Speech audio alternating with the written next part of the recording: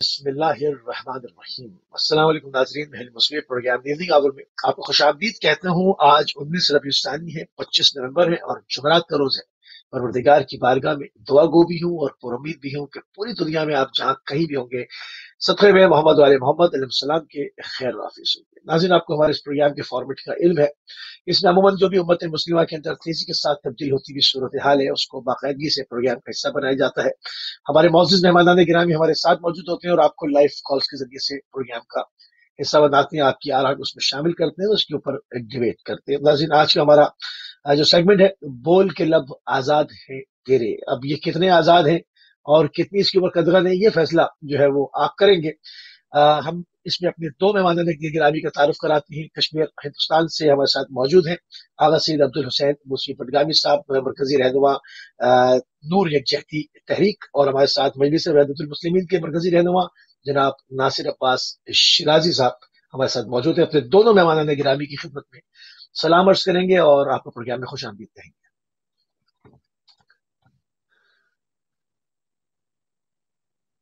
السلام علیکم ورحمۃ اللہ۔ ناصر بھائی، آواز آپ کی نہیں آئی ہے مجھے۔ السلام علیکم ورحمۃ اللہ۔ نہیں، ناصر بھائی کی آواز نہیں آ رہی مجھے۔ جی، السلام علیکم ورحمۃ اللہ ہاں بھائی، وبرکاتہ۔ بہت شکریہ آپ کا علیکم اس السلام۔ پروگرام میں ہمیں انوائٹ کرنے کا، اور انشاءاللہ ہم توقع رکھتے ہیں کہ ہمارے لب بھی آزاد رہیں گے اور آپ کے لب بھی آزاد رہیں گے انشاءاللہ۔ انشاءاللہ انشاءاللہ۔ پروگرام کا باقاعدہ جو ہے وہ ناظرین آغاز ہو چکا، اور ابھی تھوڑی دیر میں ہمارا نمبر بھی اسکرین کے اوپر آویزہ کر دیا جائے گا۔ اب جو مصفی صاحب آپ سے پروگرام آغاز کریں گے، یہ تھوڑا سا اس وقت کیا ایک دم دیکھنے میں آ رہا ہے، کشمیر کے اندر جو ہے وہ انکاؤنٹرز کا سلسلہ جو ہے وہ شروع ہو چکا ہے، اور دوبارہ جو ہے وہ یہ تمام چیزیں دیکھنے میں آئیں گی۔ اس کے پیچھے کوئی خاص وجہ، کوئی خاص وقت، کوئی تحریک، کوئی چیز کیا اس وقت دیکھتے ہیں آپ؟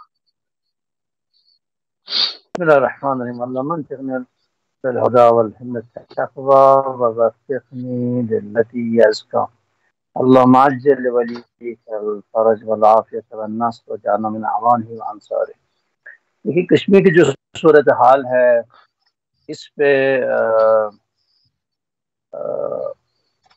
حقیقت حال بیان کرنا انتہائی پیچیدہ ہے۔ بات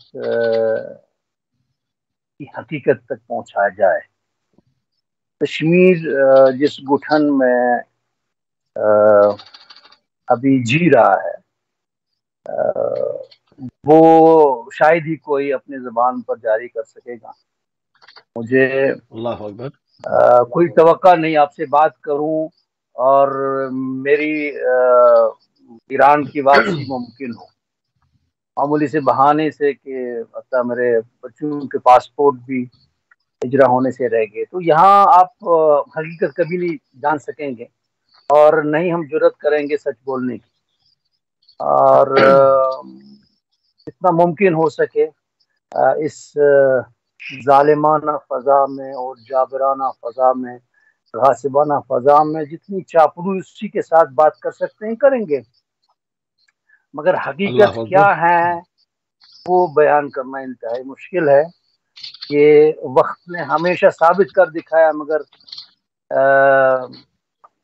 کوئی سننے کے لیے تیار نہیں ہے، کوئی ترجمان بننے کے لیے تیار نہیں ہے، اور خود یہاں جو کشمیری عوام ہے جو کچھ جھیل رہی ہے، ان کو اپنی جان کی لالے پڑے ہیں، تو وہ کہاں جا کے ان مسائل کو سلجھانے یا اس کی ترجمانی کرنے کی بات کریں گے۔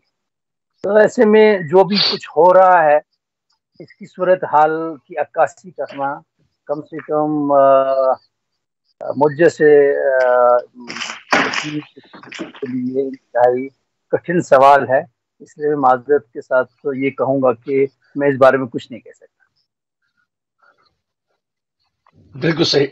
کچھ نہ کہنے پر بھی آپ نے جو ایک معاملہ ہے وہ سارا جو ہے وہ پیش کر دیا۔ عقل مند کے لیے بہرحال اشارہ کافی ہوتا ہے۔ جناب ناصر عباس شاہی صاحب، آپ مرکزی رہنما مجلس وحدت المسلمین ہیں، اور اس وقت جو پاکستان کی صورتحال ہے اس کے اندر جو معاملات ہیں، اس وقت مہنگائی جو ہے وہ کنٹرول سے باہر ہوتی جا رہی ہے، مذہبی انتہا پسندی جو ہے وہ اپنے اوج کے اوپر ہے، کوئی کسی کی بات سننے کو تیار نہیں ہے، اور فرقوں کے اندر مزید فرقے جو ہے وہ بنانے کی کوشش ہو رہی ہے. سب پاکستان میں کیا کھیل ہو رہا ہے؟ اس کے اوپر ارباب اختیار کی پکڑ اتنی کمزور کیوں پڑ رہی ہے؟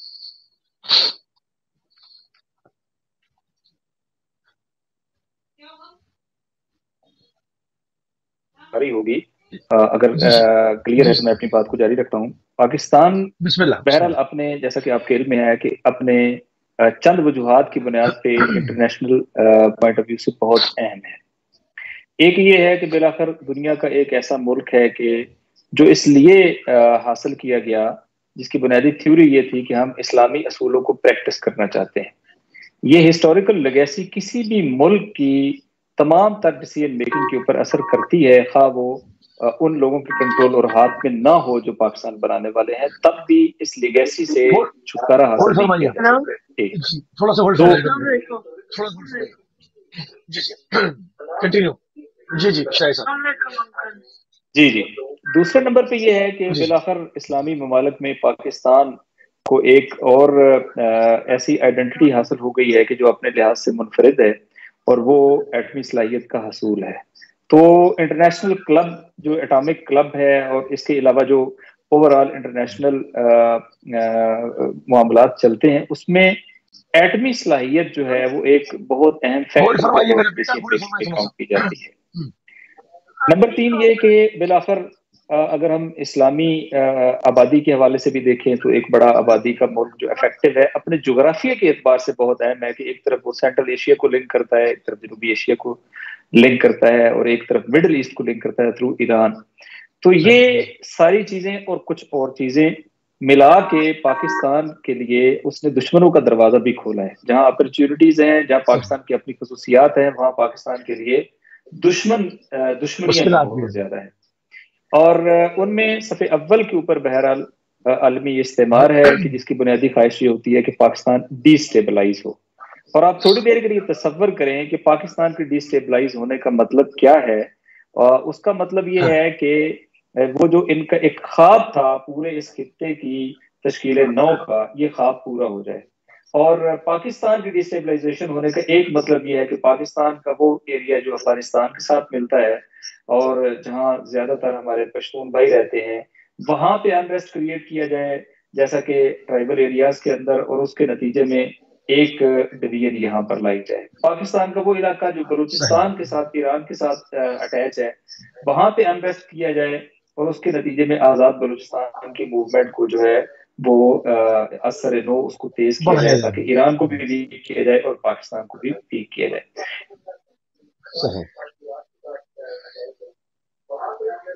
صحیح.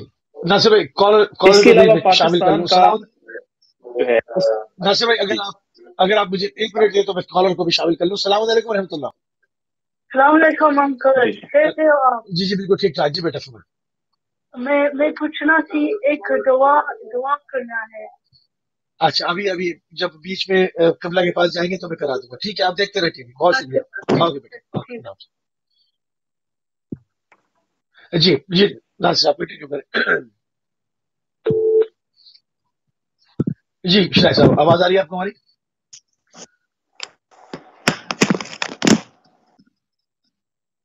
جی شاہد صاحب آواز آ رہی ہے؟ جی کیا آپ کو میری آواز آ رہی ہے؟ جی آواز آ رہی ہے. آپ پکچر درست کر لیں.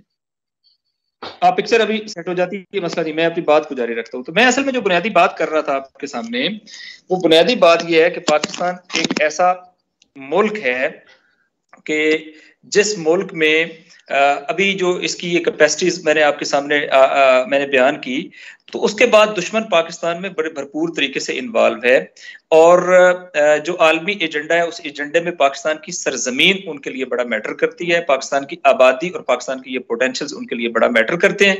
اور اس وقت پاکستان میں ایک موومنٹ یہ ہے کہ پاکستان کو ڈی اسٹیبلائز کیا جائے، عدم استحکام سے دوچار کیا جائے.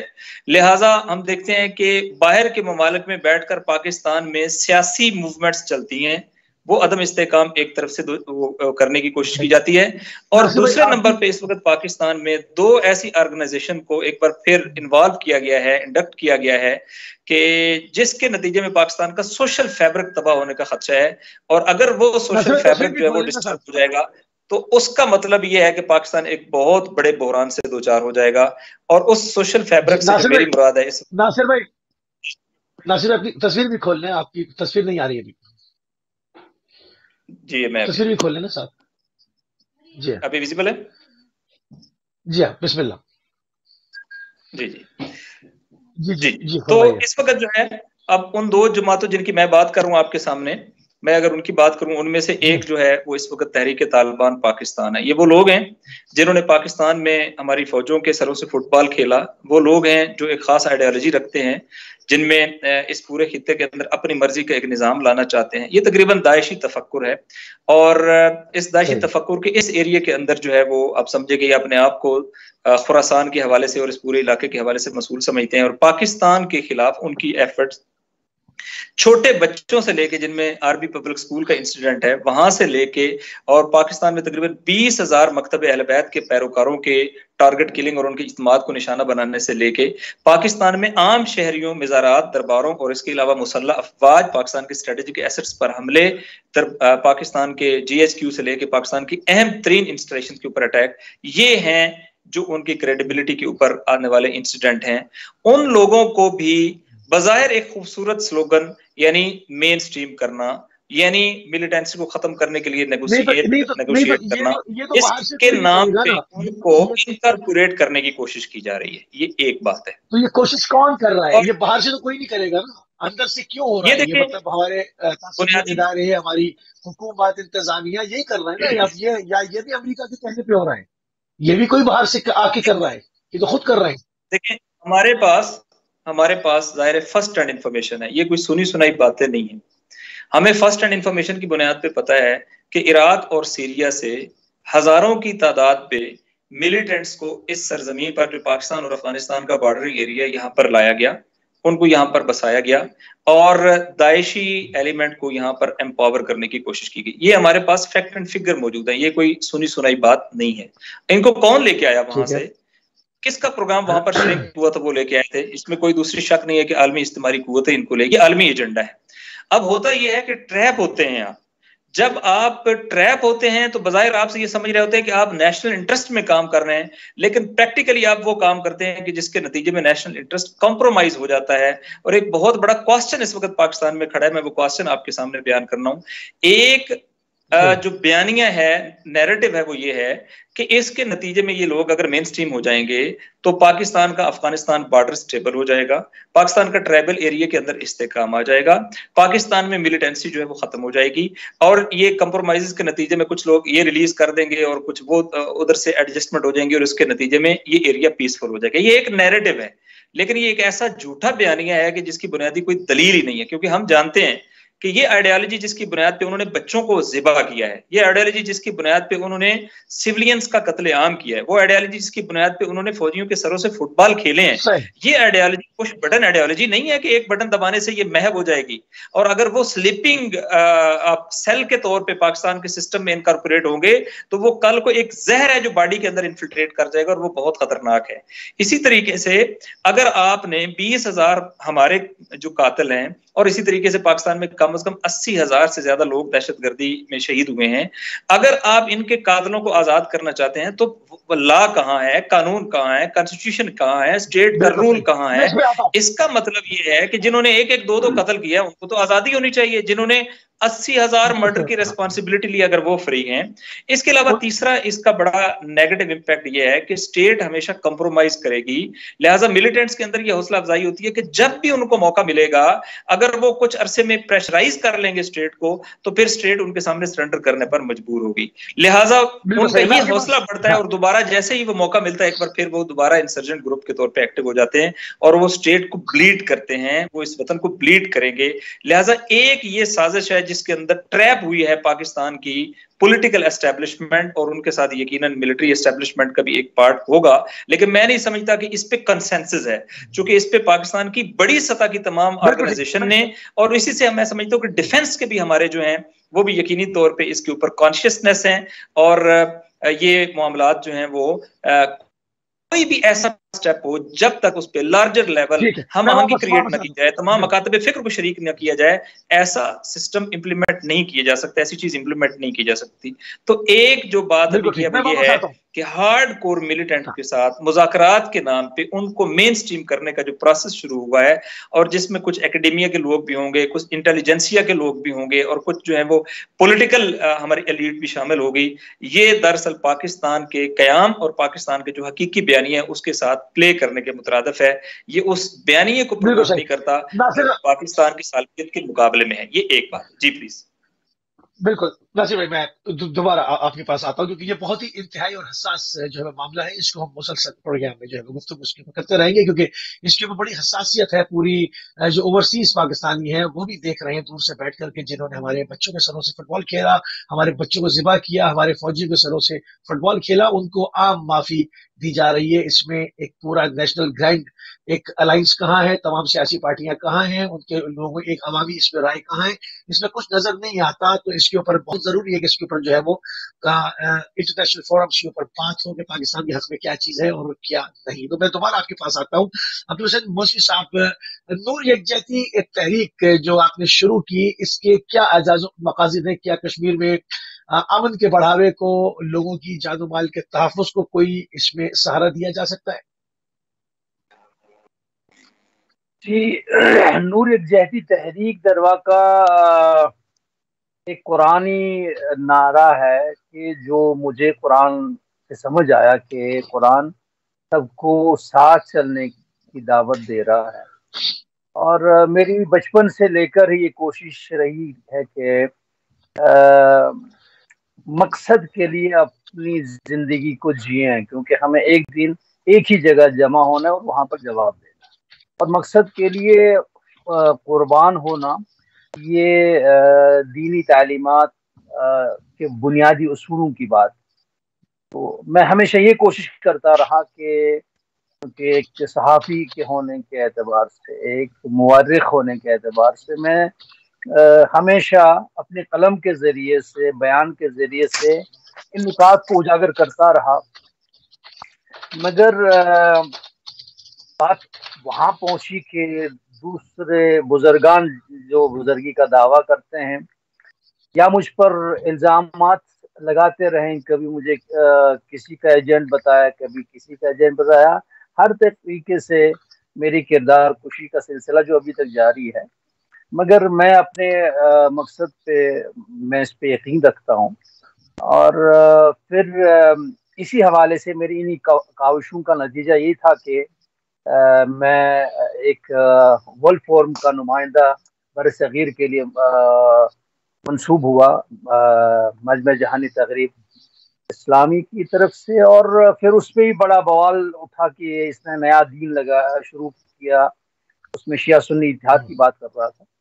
और फिर मेरी जगह किसी और साहब को लाया गया, वो जो गालिबन ज़्यादातर आपके हमसायगी में रहते हैं। और फिर देखा गया कि वो किस हद तक शिया सुन्नी इत्तेहाद के हवाले से काम कर रहे हैं। इसी तरह मेरी न्यूज़ नूर आलमी खबर रसां इदारा मैं चला रहा था, इस भी कहा कि उसने लूट लिया, वहाँ से पैसे, यहाँ से। मैं अल आलम के साथ काम कर रहा था, मेरी अच्छी खासी सैलरी थी, और मैं उसी की मैंने एक मोटी रकम जिसे कहें इस न्यूज़ नूर के लिए मैंने इख्तिसास दिया हुआ था। और क्योंकि मैं जो टार्निश करके जो तस्वीरें मीडिया में लाई जाती है और जिन चीज़ों को छुपा रहे थे, और मैं उनको उजागर करने की कोशिश करता रहा। फिर जब उस पर भी ये इल्ज़ामात चले, वहाँ पर भी मैंने जो मैदान ढूंढते थे उनके लिए मैदान छोड़ दिया। फिर इसी तरह कश्मीर के हवाले से मैं जैसे कि एक तजिया निगार के तौर पर मैं देख रहा था कि कश्मीर में क्या होने जा रहा है, और आज वो समझ रहे हैं। मैं फिर 2014 में पार्लियामेंट इलेक्शन में भी वो मैंने पार्टिसिपेट किया, और उस वक्त भी बात समझने के बजाय मेरे पे इल्ज़ामात आएंगे। मगर जो कुछ लोग हैं जो इस सोच को समझ रहे हैं, उन्होंने कहा कि आप इस कोशिश को ना छोड़ें, किसी को समझाना है, आपको बात समझ में आ गई। اور اسی حوالے سے بات کرتے رہے، مشاورت ہوتی رہی زیادہ تر اہل سنت علماء اور انٹلیکٹ سے. تو اس پہ میں نے یہی مشورہ دیا کہ ہمارے پاس ایک بہت بڑا جو قرآنی دعوت ہے جو ہم ہر مسلمان اور غیر مسلمان کے سامنے رکھ سکتے ہیں، اور جو ہمارا وظیفہ ہے، جہاں پر اللہ فرما رہا ہے وَلِكُلِّ وِجْهَةٌ هُوَ مُوَلِّيهَا فَاسْتَبِقُوا الْخَيْرَاتِ. ہر کسی کا اپنا اپنا عقیدہ، اپنا قبلہ ہے. آپ میں مسابقہ نہ رکھو، بلکہ مسابقہ رکھنے کے لیے ایک میدان ہے، وہ ہے خیر، اچھا کام انجام، اچھائی کا ریکارڈ آپس صحیح. میں توڑو. آپ دو بھائی ہیں، ایک بھائی ایک اچھا کام کر رہا ہے، دوسرا بھائی اس کا ریکارڈ توڑ کے اس سے اچھا ریکارڈ قائم کرے. ایک مذہب کا فالوور ایک ریکارڈ رکھ رہا ہے، وہ دوسرا بھائی اس کا ریکارڈ توڑ رہا ہے. اور نور یکجہتی تحریک کا مقصد یہی ہے کہ ہم شیعہ ہوں، سنی ہوں، شیعہ میں، سنی سنی میں، ہندو ہندو میں، کرسچن، ہر کوئی، مگر ایک کامن گراؤنڈ جو ہر کسی کا ایک نعرہ بھی ہے، کوشش بھی ہے کہ ہم اچھا کریں. کیا ہم اچھی پرفارمنس میں آپس میں یہ دوڑ نہیں لگا سکتے ہیں؟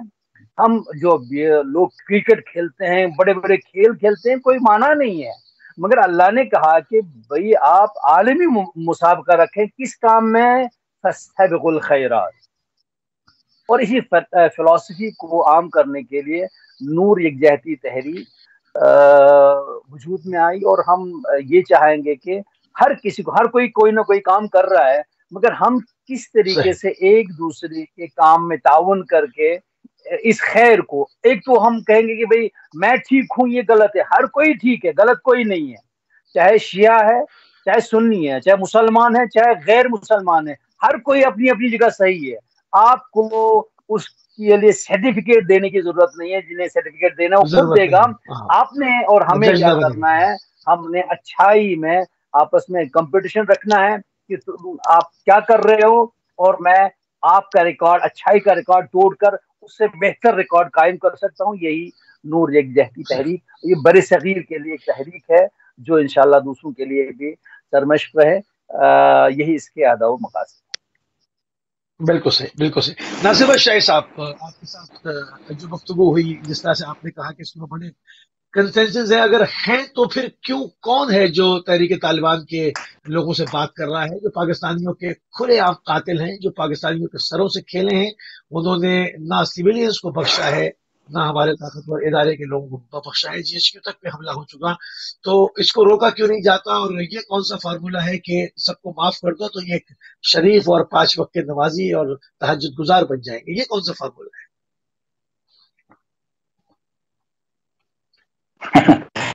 یہ یقینی طور پہ ایسا نہیں بنیں گے، اور یہی ہمارے تجربات بھی کہتے ہیں. اور پہلے بھی ان دہشت گردوں کی جو حوصلہ افزائی ہوتی رہی ہے وہ اسی وجہ سے ہوتی رہی ہے کہ جب بھی اسٹیٹ نے ان کے خلاف کبھی رد الفساد شروع کیا، کبھی ضرب عضب شروع کیا اور کامیابیاں حاصل کرنا شروع کی، تو اس کے بعد فوری طور پہ نیگوسیشن کا ڈرامہ رچایا گیا. اور جب بھی ان کے اوپر جو ہے وہ لاس انفلکٹ ہو رہے ہوتے ہیں تو یہ پریکٹیکلی چاہتے ہیں تاکہ اس کے نتیجے میں جو فوری ان کا نقصان ہو رہا ہوتا ہے وہ منیمائز ہو جائے اور انہیں تھوڑا سا مزید ٹائم مل جائے.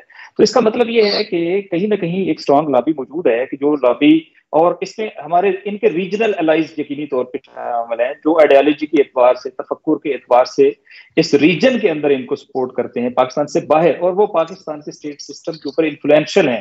پاکستانیوں کی بڑی تعداد وہاں پر رہتی ہے، پاکستان ریمیٹنس کے حوالے سے ان کے اوپر ڈیپینڈ کرتا ہے، وہ پاکستان کی پالیٹکس اور پاکستان کے ڈیسیژن میکر کے اوپر انفلوئنشل ہیں.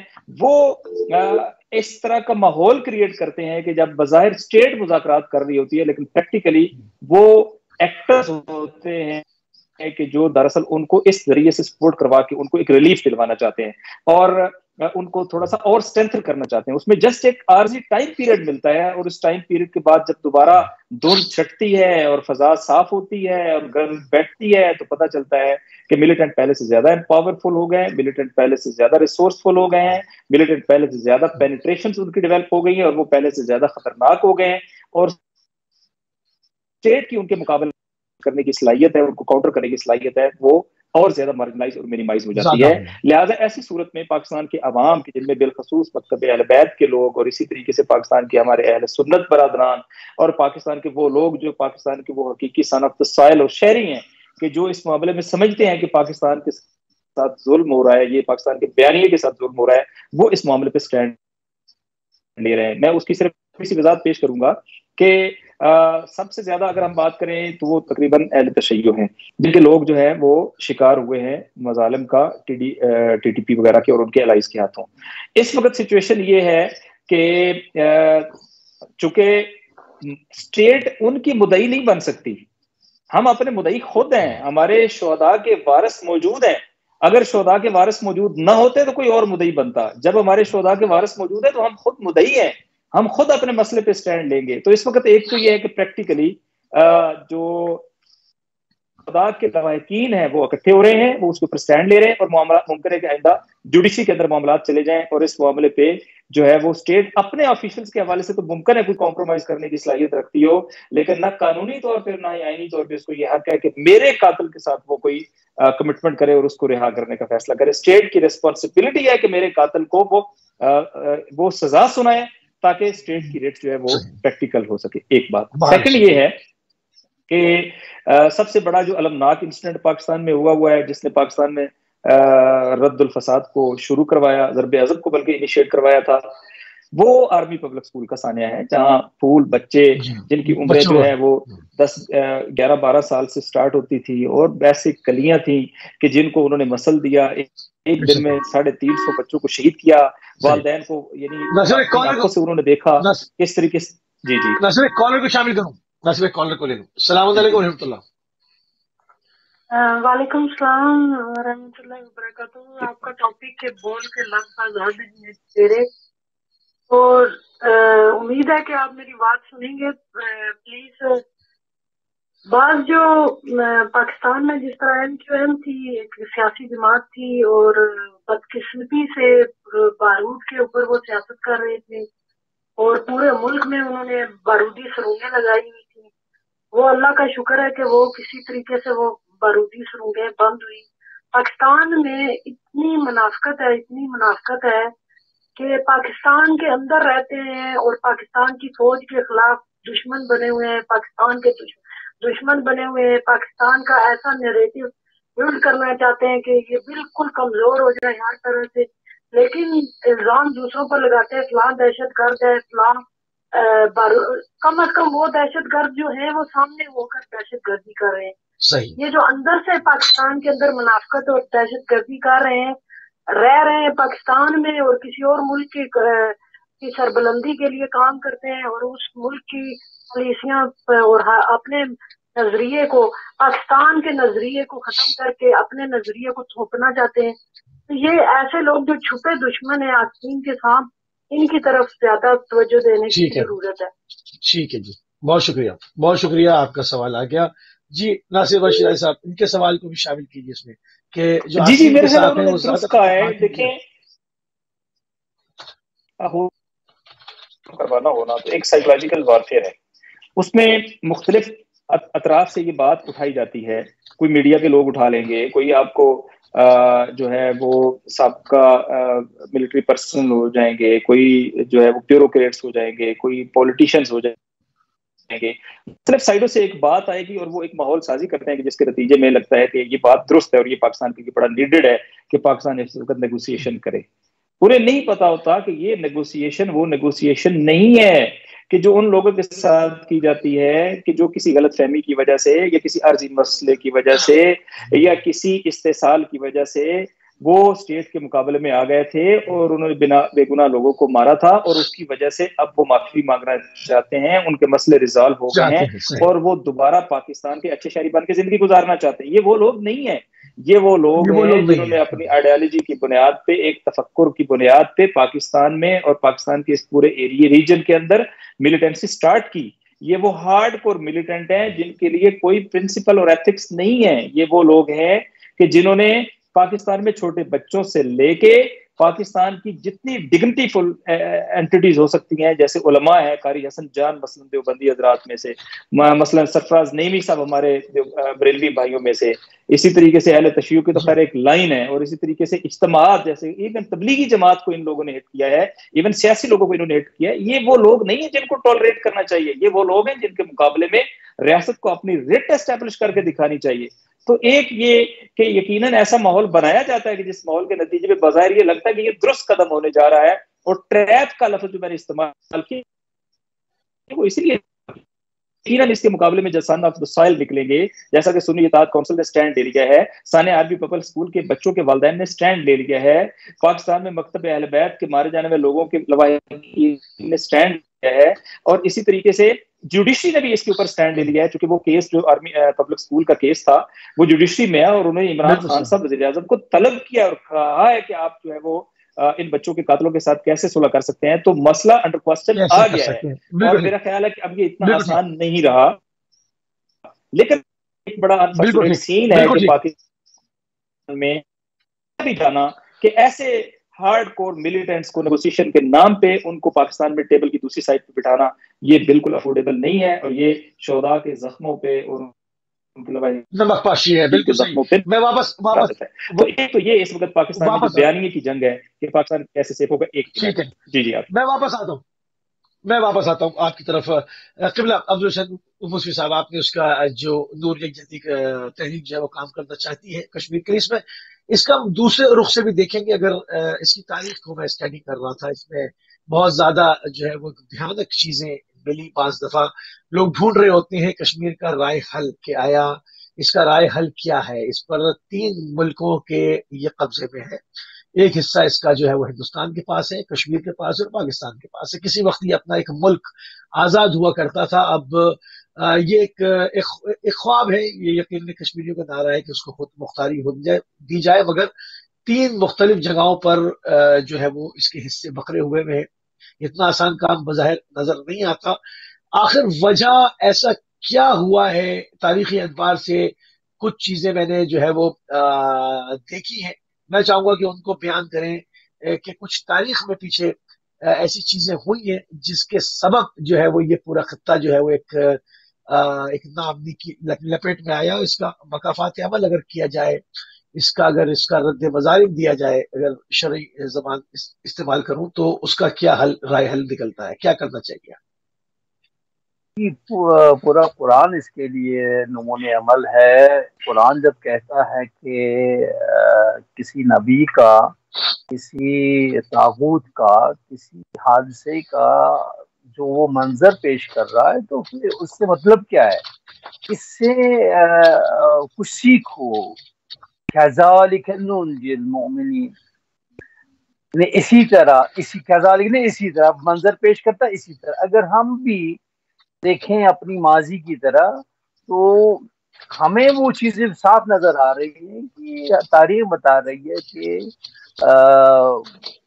لیڈروں نے غداری کی ہے، خیانت کی ہے اپنے قوم و ملت کے ساتھ، اور جس کو ہم بھگت رہے ہیں، اور اس کا ہمیں اعتراف کرنا ہے. ابھی جو سب سے بنیادی بات ہے، جو رائے حل ہے کشمیر کے لیے، آپ تصور نہیں کر سکتے ہیں کہ جب مغل دور میں پورے ہندوستان میں مغلوں کا ایک نیا ہی دین اور مذہب تھا، جس میں کسی قسم کی منافرت کی گنجائش نہیں تھی، اور انہی مغلوں نے کشمیر میں منافرت کا کارڈ کھیل کر شیعہ سنی کاٹنے کا جو فضا جو آج آپ تاریخ میں دیکھ رہے ہیں دائیں بائیں، اور شیعہ ان کو کس طریقے سے کاٹتے ہیں، مارتے ہیں. اور یہ تاریخ بہت پرانی ہے کشمیر میں جو رقم ہو گئی، اور وہ نسخہ اس وقت ابھی تک اس کے اثرات مرتب ہیں. تو جب تک جب ہم دیکھتے ہیں مثلا یہاں ایک شیعہ سنی کے درمیان نفرتوں کے بہت سارے ایسے باتیں جن کو بنیاد بنا کر مسلمانوں کو ایک دوسرے سے دور کیا گیا. مثلا یہاں اہل سنت کے بہت ہی قابل احترام، شیعوں کے لیے بھی قابل احترام ایک ولی خدا ہیں جس کو کہتے ہیں شیخ مخدوم صاحب. تو ان کو میر شمس الدین عراقی کا حریف قرار دیا گیا کہ میر شمس الدین عراقی نے جس نے مکتبہ اہل بیت کو ترویج کیا کشمیر میں، خطے میں، یہاں سے لے کر تبت اور چین میں، تو ان کو رائول ثابت کر دیا گیا کہ بھئی میر شمس الدین عراقی رضوان اللہ علیہ حضرت مخدوم صاحب کو قتل کرنا چاہتے تھے. تو ان کی آپس میں بڑی دشمنی تھی. میں نے اس حوالے سے ہمارے ایک بزرگ جو میرے شکر ہے الحمدللہ میرے پر دادا جد امجد العظمہ مہدی رضوان اللہ علیہ، انہوں نے میدانی کام کیا اور وہ مخدوم صاحب جاتے رہے اور ان مقامات پہ جاتے رہے. انہوں نے بتایا کہ بھئی شیعہ سنی اختلاف ایک علمی اختلاف ہے، اس میں گالی گلوچ اور نفرت کی کوئی بات ہی نہیں. اور پھر جو قتل عام شیعوں کا ہو رہا تھا وہ رک گیا. پھر انہوں نے اس بات کا، یہ 150 سال پرانی بات ہے، پھر انہوں نے اپنی کتاب میں بھی اس کا حوالہ دیا کہ میری ثقافتی تحریک کا نتیجہ یہ رہا کہ پھر شیعہ کشی یہاں بند ہو گئی. اور وہی تحریک کو آگے لیتے ہوئے میں نے کوشش کی، میں مخدوم صاحب کے مزار پہ جانا شروع کیا. 21 ماہ مبارک رمضان، ایک تو خود مولا امیر المومنین کا روز شہادت ہے اور میرے جد اعلی حضرت العظمہ غاسد مہدی رضوان اللہ کا یوم وفات ہے. میں اسی دن مخدوم صاحب جاتا رہا. پہلے سال لوگوں نے تعجب کیا کہ شیعہ عالم کیوں آ رہا ہے ادھر. تو پھر میں نے یہ بات سامنے رکھی کہ میر شمس الدین عراقی اور حضرت مخدوم صاحب کے درمیان 69 سال کا فاصلہ تھا. تو انہوں نے لڑا کیسے؟ دوسرے سال میں اسی 21 ماہ رمضان میں گیا، کسی نے کہا نہیں. تیسری سال میں جب اس 21 ماہ مبارک رمضان میں گیا تو انہوں نے کہا کہ جناب آپ نے تو کہا 69 سال نہیں 50 سال. میں نے کہا یار وہی تو بتاؤ کہ اگر 50 سال کا فاصلہ ہے، 40 سال کا ہی فاصلہ ہے، تو انہوں نے ان حضرات نے ایک دوسرے کو دیکھا ہی نہیں. تو پھر کیا مسئلہ کیا ہے؟ میں نے کہا یہ مغل کا کام ہے، کہ مغلوں نے یہاں شیعہ سنی تفرقہ ایجاد کیا ہوا ہے. تو بات آ گئی. پھر اس سے بھی میرے اعتراض یہ کیے کہ بھائی میرے لیے میر شمس الدین عراقی کا مزار بند کیا گیا کہ ہم شیعہ سنی علماء لے کے جائے. وہ اپنی داستانیں نہیں چاہتے ہیں جو جن کی دکانیں چلتی ہیں. یہاں جو مسئلہ کشمیر ہے وہ یہی ہے کہ ہم جو اندر ہمارے درمیان غلط فہمیاں پیدا کی گئی ہیں، اسی لیے میں کہتا ہوں نور یکجہتی تحریک یہ قرآنی آیات سامنے رکھیں. ہم برائیوں میں کیوں مسابقہ کرتے ہیں؟ کسی جگہ شیعہ نے غلطی کی ہے اسی کو کیوں اچھالیں گے؟ کسی جگہ سنی غلطی کر رہا ہے اسی کو کیوں اچھالیں گے؟ اچھا تو کرتے ہیں نا. کسی جگہ ہندوستان غلط کر رہا ہے ہمیں کیوں غلط ہی اچھانا؟ کسی جگہ پاکستان غلط کر رہا ہے ہمیں غلط ہی کیوں اچھالنا ہے؟ ہم اچھائیوں کو کیوں نہیں اچھال سکتے؟ جب تک ہم سابق الخیرات کی طرف نہیں آئیں گے ہم نفع و نقصان کی تشخیص نہیں دے سکیں گے. اور مسئلہ کشمیر بھی اسی میں مضمر ہے جب ہم ماضی میں کی گئی غلطیوں کو دہرانے سے روک سکیں. بالکل صحیح. میں واپس آتا ہوں. ایک کال بھی ہمارے ساتھ. السلام علیکم ورحمۃ اللہ. السلام علیکم ورحمۃ اللہ.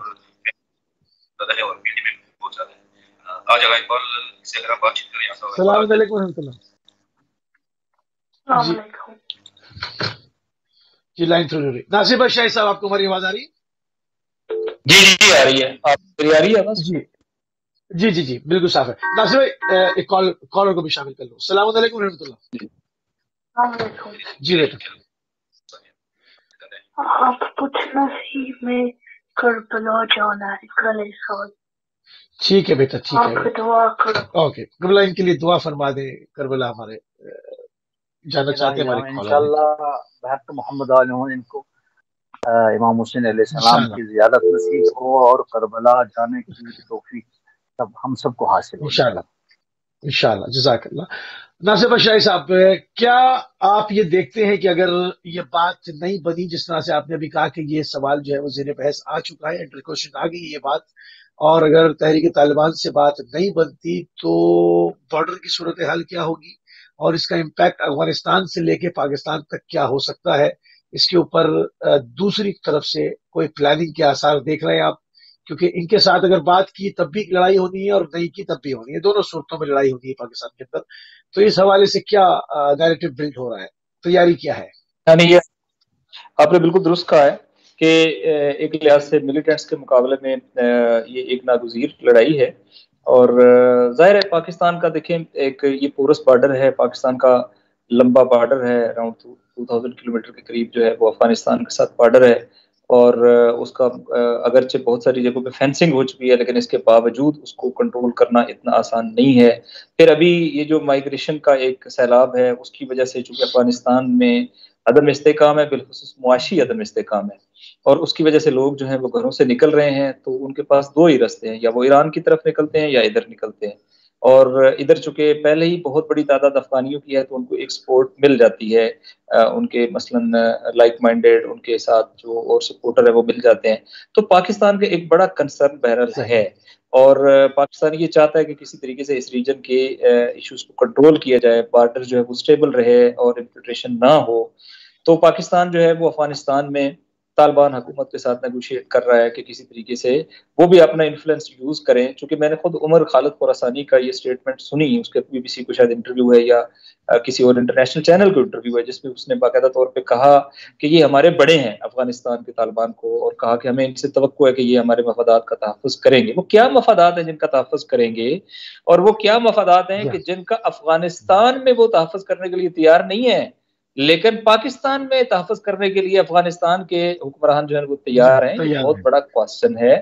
اس کا مطلب ہے وہ یہ چاہتے ہیں کہ ان کے ہاں کوئی عدم استحکام نہ ہو، وہاں کوئی ملیٹنسی نہ ہو، اور پاکستان کی سرزمین پر جو ہے جو کچھ ہوتا رہے کنٹرول ہو جائے تو ٹھیک ہے، نہ ہو تو ٹھیک ہے، لیکن وہ اس آگ کو افغانستان سے باہر اور پاکستان کی سرزمین پہ رکھنا چاہتے ہیں. یہ بڑا امپورٹنٹ فینومینا ہے، اور میرا خیال ہے کہ اس کو اچھا کاؤنٹر ریسپانس ملا ہے. ہم نے چند دن پہلے پاکستان کی ایک بڑی پولیٹیکل پارٹی پاکستان پیپلز پارٹی کی ٹاپ لیڈرشپ جناب آصف زرداری صاحب سے اس موضوع کے اوپر ملاقات کی، اور ہم نے ملاقاتوں کا ایک سلسلہ شروع کیا ہے پولیٹیشینز کے ساتھ، اور اسی طریقے سے جو ہماری سول سوسائٹی کے لوگوں کے ساتھ، ہمارے جو لیگل فریٹرنٹی ہے ان کے ساتھ، اور بڑا اچھا ریسپانس ہے. اور وہ لوگ جو ہے نہ صرف یہ کہ اویئر ہیں بلکہ وہ اب آپس میں مربوط ہوتے جا رہے ہیں. تو میرا یہ خیال ہے کہ انشاءاللہ پاکستان میں دہشت گردوں کے ساتھ مذاکرات ایک آسان عمل نہیں ہوگا، اور پریکٹیکلی اسٹیٹ جو ہے وہ اپنی ریٹ کو بحال کرنے کے لیے طاقت کا استعمال بھی کرے گی، اور پاکستان کے اس بارڈر کے اندر رہنے والے عوام کو بھی کانفیڈنس ملے گی تاکہ ان عوام کو کوئی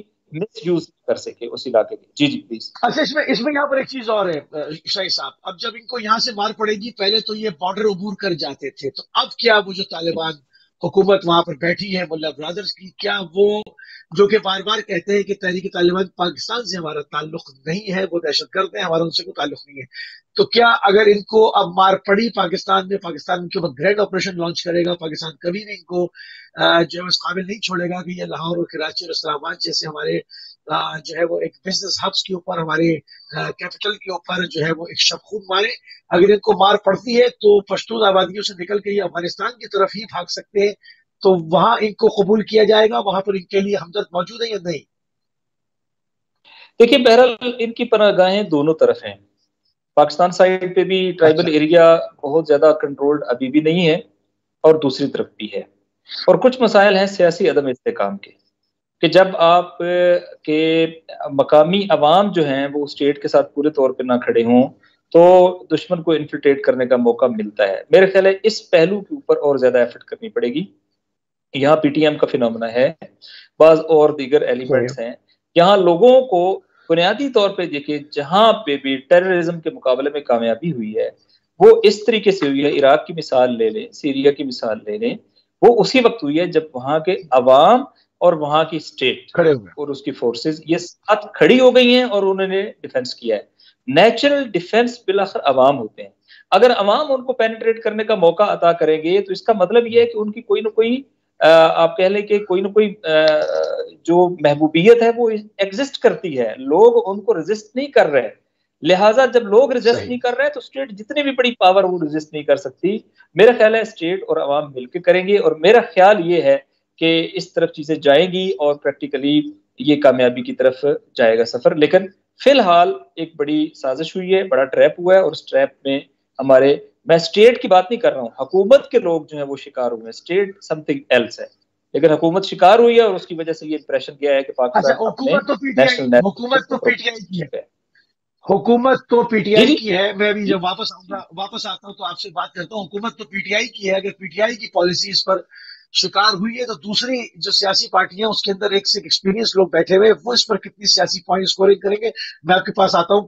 عبدالبسی صاحب، آپ نے تاریخ کا حوالہ دیا اور ان کے اندر یقیناً تاریخ میرے سامنے بھی ہے. میں یقیناً آپ جو ہے وہ ایک حیدر کاشغری کا ذکر فرما رہے تھے جس نے ظلم کا بازار گرم کیا. اس ملعون نے چھوٹے بچوں سے لے کر بزرگوں تک کو کسی کو بخشا نہیں. اور آج اس کا مداوع کیا ہو سکتا ہے اگر اتنا ظلم ہوا، اتنا زیادہ وحشیانہ ظلم کیا گیا، باقاعدہ مسجدیں خانقاہیں سوختہ کر دی گئی، جلا دی گئی، اس کے اندر لوگ جل کے خاک ہو گئے، تو اس کا آج مداوع کیا کیا جا سکتا ہے جب یہ اتنی زیادہ جو ہے وہ کشمیریوں کے اندر جو ہے ایک نفرت کا بوجھ اس نے بویا. یہ کالر کو شامل کروں پھر آپ کے پاس آتا ہوں. السلام علیکم ورحمۃ اللہ. وعلیکم السلام. نواز بٹ صدقہ جاگا بھائی. جاگا جان. ماشاء اللہ تینوں آگا عبد حسین صاحب. جی سوال کیجیے. بسم اللہ جی. السلام علیکم. علی مشفی صاحب کی بسم اللہ. کی عزت علیکم تو بات السلام. کرنے میں مجھے کبھی کبھار آتا ہوں میں. جناب یہ جو آپ کا بول ہے کہ لفظ آزاد ہے تیرے، آپ کے ٹاپک کی مناسبت سے چند کلمات اور ایک سوال کرنے کی خواہش کروں گا. بسم اللہ جی. بالکل.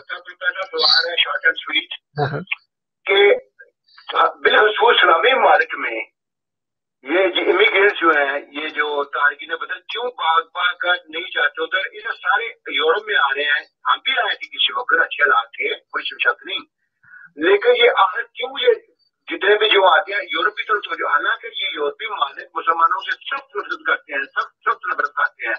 ایک بوجھ بھی ہے ان میں اور ان میں کیا کہ تصویر بھی ہے. جہاں تک میں سمجھتا ہوں اسلامی ممالک میں بے روزگار بہت ہے. دبئی ہوا، ایران ہوا، جیسے دوسری ممالک جو ہے دبئی، سعودی عرب نہیں تو مگر نواز بٹ صاحب، اگر یہ ممالک مسلمانوں سے نفرت کرتے تو آپ کیسے رہ لیتے وہاں فرانس میں اتنی آزادی سے؟ وہاں سے کال بھی کر رہے ہیں آپ. نو بات سنیں، پہلے جب شروع سے آج سے 25-40 سال پہلے ہم آئے ہوئے ہیں، پہلے کچھ حالات اور تھے، اب اور تو ہر قوم میں ہر طرح کے لوگ ہوتے ہیں نا. اب پوری قومیں تو نہیں کرتی. پلیز بات سنیے جی. بات یہ ہے کہ جتنے بھی پہلے تھے حالات ٹھیک سے کچھ اور، لیکن موجودہ دور میں یہ جب اس کا سلسلہ شروع ہوا، بن لادن کا سلسلہ شروع ہوا، یہ اور ان کو موقع مل گیا مسلمانوں کے خلاف لڑنے کا موقع مل گیا، بننا مل گیا ان کو. اسی بنا پہ یہ لوگ نفرت کرتے ہیں اور کوئی بات نہیں، صرف یہی بات ہے. اور یورپ میں آتے ہیں، دوسرے ممالک میں کیوں نہیں جاتے؟ دوسرے ممالک میں بھی جاتے ہیں. ٹھیک ہے، میں سوال رکھتا ہوں. ٹھیک ہے، بہت بہت شکریہ. اللہ حافظ. اللہ حافظ. بہت شکریہ جی، بہت شکریہ. دوسرے ممالک میں کہاں جائیں، وہاں تو آپ قانون دیکھ رہے ہیں آپ کے سامنے. بہرحال عبد حسین صاحب ان کی بات کا جواب دینا چاہیں گے آپ؟ جی یہ انہوں نے ایک بڑی یعنی عامیانہ بات کری. یہ دیکھیں، یورپ کا دعویٰ بہت کر رہے ہیں کہ یہ دو پہلو ہیں. ایک عوام جس سے دھوکہ کھا رہے ہیں، ایک جسے عوام سمجھ رہے ہیں. جو عوام سمجھ رہے ہیں ان کو پتا ہے کہ مسلمانوں کے درمیان اور دنیا بھر میں جو پریشانیاں ہیں وہ یورپی ممالک کی دین ہے، آپ کے برطانیہ سے شروع ہوئی ہے. مگر دعویٰ وہی حقوق بشر کا کرتے ہیں، وہی حقوق انسانی کا جو اتنا ڈنڈورا پیٹتے ہیں. اس کے دھوکے میں آ کے کوئی لوگ جاتے ہیں، شاید وہاں پناہ ملی تو پھر وہاں ان کی کیا حالت ہوتی ہے وہ آپ بہتر جانتے ہوں کہ وہاں پر رہتے ہیں آپ. تو یہ کہنا کہ مسلمان ملک میں آپ دیکھیں کیا افغانستان کے جو پناہ گزین ہے وہ پاکستان میں نہیں رہ رہے ہیں، وہ ایران میں نہیں رہ رہے ہیں، وہ ترکی میں نہیں، مسلمان ملکوں میں نہیں رہ رہے ہیں. کیسی بات کر رہے ہیں آپ؟ جہاں جن کی دسترس ہے، جو اپنے آپ کو بچانے کے لیے جہاں پہنچ سکتے ہیں وہاں پہنچتے ہیں. اور ایسا کچھ نہیں ہے، یہ پردہ چہرے سے ہٹ رہا ہے. مغربی ممالک کا اصلی چہرہ نمایاں ہوتا جا رہا ہے. نہیں تو وہ کیا افغانیوں کو اسمارٹ پاسپورٹ دے رہے ہیں؟ ہینڈسم چور ہے وہ آپ کے جیب خالی کرنے کے لیے، آپ کے خزانے خالی کرنے کے لیے ہیومن رائٹس کی ان بات کا کر رہے ہیں، مقصد، ڈیموکریسی کی بات ان کر کا رہے ہیں، مقصد آگا اور اس کی دھوکے میں کوئی کچھ آ جاتے ہیں. جی نہیں، ان کا مقصد یہ ہے کہ یہاں پر جو لوگ تاریخ وطن آتے ہیں، اسائلم ڈالتے ہیں، پھر ان کو پاسپورٹس دیے جاتے ہیں، ان کے بچے پڑھ رہے ہیں، وہ رہ رہے ہیں، وہ یہاں سے اس کے بعد پوری دنیا گھوم رہے ہوتے ہیں. کیا اسلامی ممالک میں پاسپورٹ ایشو ہوتے ہیں؟ کیا ان کو اتنی آزادی ہے جتنی یورپ میں ہے؟ ان کا سوال یہ ہے. کیا کوئی یہی تو سعودیہ ہے نا. جا کر، ایران جا کر پاسپورٹ لے لیتا ہے؟ جب آپ دیکھیں کہ اسلامی ممالک میں ہیں، کون ابھی آزاد ہے ایران کو چھوڑ کر؟ سبھی تو یا یورپ یا امریکہ کے غلام ہیں اور ان کے اشاروں پہ برسر اقتدار آتے ہیں. کیا عوامی حکومت ابھی کسی ملک میں ایران کو چھوڑ کر دیکھنے کو ملتی ہے؟ تو جب اسی لیے کہا گیا تھا کہ آپ لوگ خطے سے باہر جائیں، اگر امریکہ اور یورپ ایشیا کو چھوڑ جائیں گے، جنت بن جائیں گے، اسلامی ممالک حقیقی معنی میں اسلامی ممالک بن جائیں گے.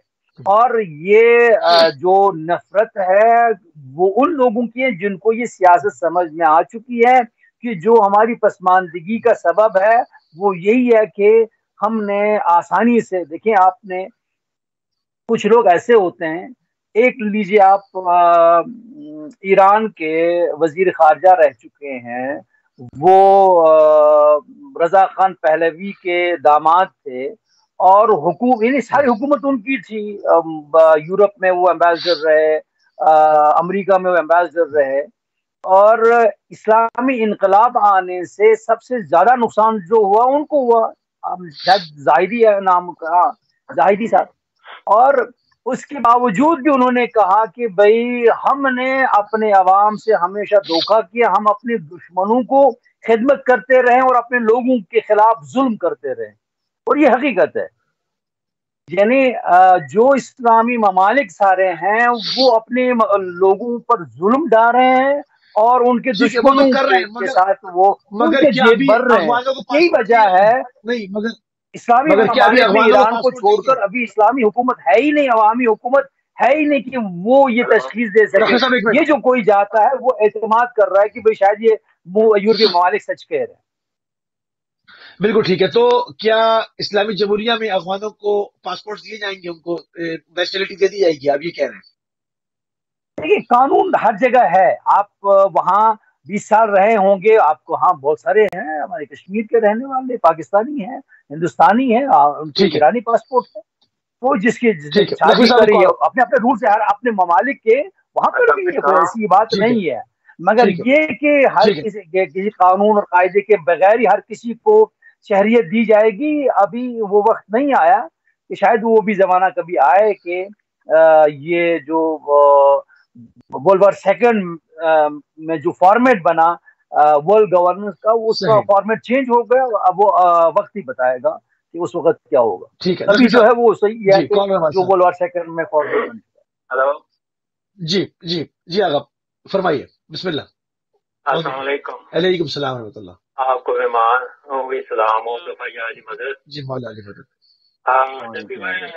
مرشد بھائی بڑی خوبصورت انداز میں پیش کر رہے ہیں سارا سینیریو. میں قبلہ صاحب سے اور بھائی صاحب سے یہ پوچھنا چاہتا ہوں، مجھے صرف اتنا بتا لیں کہ افغانستان کی جو سچویشن ہے، ایک برادر ملک ہونے کے باوجود آپ نے وہاں پہ باڑ بھی لگا دی انڈیا کی طرح، اور باڑ بھی لگائی ہے. اس کے باوجود حملے بھی وہاں سے دوبارہ ہو رہے ہیں اور دوبارہ وہاں پہ فائرنگیں بھی ہو رہی ہیں. اس کے علاوہ 30 لاکھ افغانی مہاجر اب اس طریقے سے آپ کے اندر آ چکے ہیں، دس چکے ہیں کہ 70% ٹرانسپورٹ کا کاروبار بھی ان کے قبضے میں ہی چلا گیا ہوا ہے، بلکہ انہوں نے شادیاں بھی یہاں کر لی ہوئی ہیں. اور اس کے نتیجے میں کیا ہوا کہ ٹی ٹی پاکستان میں بھی بن چکی ہے. وہاں پہ جو نیشنل گروپ ہے وہ بھی وہاں پہ انہیں کی مدد سے آگے بڑھ رہے ہیں. جو پاکستان کے دہشت گرد ہیں وہ پناہ بھی جا کے وہاں پہ لیتے ہیں، افغانستان میں لیتے ہیں.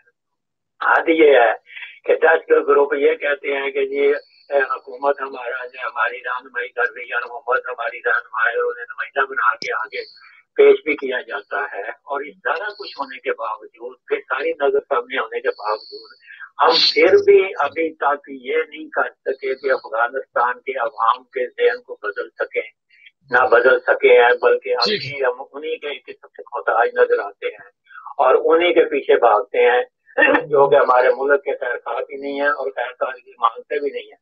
اور اس کے مقابل میں اگر دیکھا جائے تو ایران ایک اسٹیبل حکومت ہے، تیل سے مالا مال ہے، پائے تیل کا آپ کے سر پہ لا کے کھڑا کیا ہے۔ ہم وہاں سے تیل تو نہیں لیتے اور رشیا سے جا کے لے رہے ہیں اور دوسری ملکوں سے جا کے لے رہے ہیں، لیکن ایران سے نہیں لے رہے۔ امریکہ بہادر نے منع کیا ہوا ہے۔ ساری باتیں اگر سامنے رکھ کے اگر دیکھا جائے تو ہم کہاں کھڑے ہیں، ٹھیک ہے، کس جگہ پہ کھڑے ہیں، ٹھیک ہے، میں سوال لگتا ہوں کیا ہماری حکمت عملی ہے اور کس طریقے سے ہم اپنی پالیسی کو لے کے آگے جا رہے ہیں، ٹھیک ہے، شاید اس کا جواب دے دیں۔ ٹھیک ہے، دوسرا چھوٹا سا سوال میں آپ سے یہ پوچھنا چاہتا ہوں کہ اب بھی پاکستان میں یہ حالت ہے کہ ایک قصیدہ باہر آیا ہے تو انہوں نے حکومت کی طرف سے اس پہ پابندی لگا دی تھی۔ اب ہم قصیدے بھی نہیں پڑھ سکتے، بی بی کے فضائل بھی نہیں پڑھ سکتے، ہم پہ قانونی طور پہ پابندیاں لگائی جا رہی ہیں۔